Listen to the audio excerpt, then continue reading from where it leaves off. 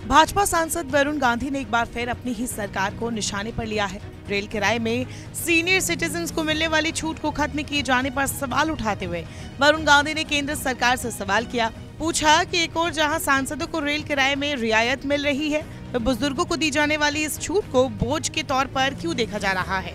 वरुण गांधी ने विमानों की आपात लैंडिंग पर भी सरकार की नीति को निशाने पर लिया।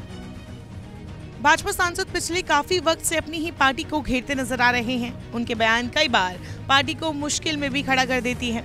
एक बार फिर वरुण गांधी ने सिलसिलेवार ट्वीट करते हुए विमानों की आपात लैंडिंग और रेल किराए में सीनियर सिटीजन्स को दी जाने वाली छूट को खत्म करने पर सवाल उठाए हैं। तकनीकी खामियों के चलते बार बार विमानों को आपात स्थिति में उतारे जाने की घटनाओं पर वरुण गांधी ने चिंता जताई। कहा कि जब घरेलू उड़ान सेवाओं की किराए की दरें लगभग दोगुनी हो गई है, तब भी ऐसी स्थिति चिंता पैदा करने वाली है। वरुण गांधी ने नागरिक उड्डयन महानिदेशालय यानी DGCA से कड़े कदम उठाने का आग्रह किया और पूछा कि वो किसी बड़ी घटना का इंतजार कर रहा है।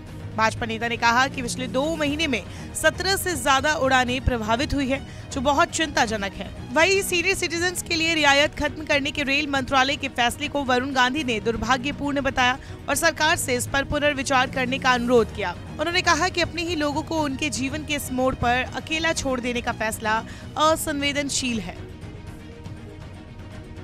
बता दें कि हाल ही में रेल मंत्री अश्विनी वैष्णव ने संसद को सूचित किया था कि यात्रियों को रियायतें देने से रेलवे पर भारी बोझ पड़ता है।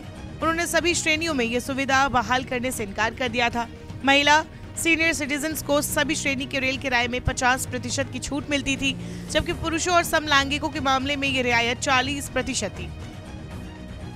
किसी भी महिला के लिए रियायत का लाभ उठाने की न्यूनतम आयु 58 साल जबकि पुरुषों के लिए 60 साल थी।